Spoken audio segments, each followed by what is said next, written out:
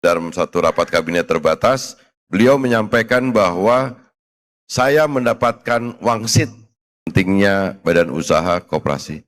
Sejarah koperasi dirintis jauh sebelum tahun 45 oleh beberapa tokoh-tokoh pergerakan, termasuk adalah Bung Hatta, dan tadi disampaikan oleh Pak Menko Pangan, Pak Zulkifli Hasan, bahwa Bapak Margono Joyo Hadikusumo, kakek dari Bapak Presiden Republik Indonesia, merupakan sahabat baik Bung Hatta dan salah satu orang yang bersama Bung Hatta merintis gerakan koperasi di Indonesia.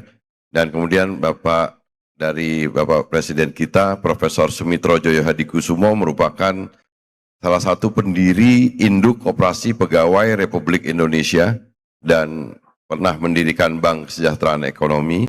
Dan Pak Prabowo sendiri jauh sebelum menjadi Presiden Republik Indonesia adalah pegiat koperasi dan pernah menjadi Ketua Dewan Pembina Induk Koperasi Unit Desa dan beberapa koperasi. Nah, hari ini sejak Bapak Presiden Prabowo Subianto menjabat menjalankan amanah sebagai Kepala Negara dan Kepala Pemerintahan, beliau langsung mengambil keputusan politik yang penting bahwa jalan atau ideologi perekonomian nasional Indonesia itu harus dikembalikan lagi sesuai dengan amanat dari Undang-Undang Dasar 1945, khususnya di pasal 33. Keputusan ini penting karena 30 tahun yang lalu pemerintah pada saat itu di akhir tahun 90-an, persisnya di tahun 98, pemerintah pernah dipaksa tanda kutip oleh International Monetary Fund atau IMF agar negara perannya dikurangi dan kemudian arah sistem dan praktek ekonomi kita kemudian bergeser secara tidak sadar menjadi ekonomi yang nilai-nilainya menjadi yang disebut oleh Pak Menko Pangan tadi neoliberal dan kapitalistik, yang sebenarnya sangat atau kurang sesuai dengan nilai-nilai yang terkandung di dalam konstitusi kita yang inginnya sistem perekonomian nasional kita disusun berdasarkan usaha bersama, kekeluargaan, gotong royong yang tidak lain merupakan ideologi ekonomi kerakyatan. Dan oleh karena itu, dengan keputusan Bapak Prabowo Subianto, resep IMF yang selama hampir 3 dekade itu digunakan, itu ditaruh di laci, dan Presiden menyampaikan kepada kita semua bahwa sekarang negara harus hadir lagi untuk mengatur arah sistem dan praktek ekonomi kita sesuai dengan konstitusi kita. Nah, kemudian tidak lama kemudian, Maret tahun 2025, kami dipanggil dalam satu rapat kabinet terbatas. Beliau menyampaikan bahwa saya mendapatkan wangsit bahwa saya ingin mendirikan koperasi desa kelurahan di seluruh Indonesia. Wangsit yang beliau sampaikan tidak lain adalah bahwa ada referensi akademisnya. Tahun 47 sampai dengan 59 ada namanya pola pembangunan semesta berencana yang dianggap sebagai perencanaan nasional yang terbaik yang mendekati dengan semangat dari cita-cita proklamasi tahun 45, dirancang oleh Dewan Perancang Nasional namanya Depernas sebelum menjadi Bappenas. Di dalam pola pembangunan semesta berencana itu disebutkan tentang yang namanya Democratic Rural Development, pembangunan berorientasi kepada pedesaan. Istilah koperasi desa bisa diketemukan di dalam naskah atau dokumen pola pembangunan semesta berencana periode tahun 47 sampai dengan 59. Dan oleh karena itu, kenapa Presiden menyampaikan kepada kami dalam rapat kabinet terbatas tentang beliau ingin mendirikan koperasi desa Kelurahan Merah Putih, menurut pendapat kami pada saat itu adalah sebuah ikhtiar yang sampai dengan sekarang akhirnya kita mengetahui persis bahwa kemudian didahului dengan Inpres nomor 9 tentang pembentukan Koperasi Desa Kelurahan Merah Putih yang prosesnya juga didukung, dibantu oleh para kepala desa, kepala daerah, baik kabupaten, kota, dan provinsi, dan seluruh 18 kementerian lembaga yang ikut menjadi satgas pada saat itu.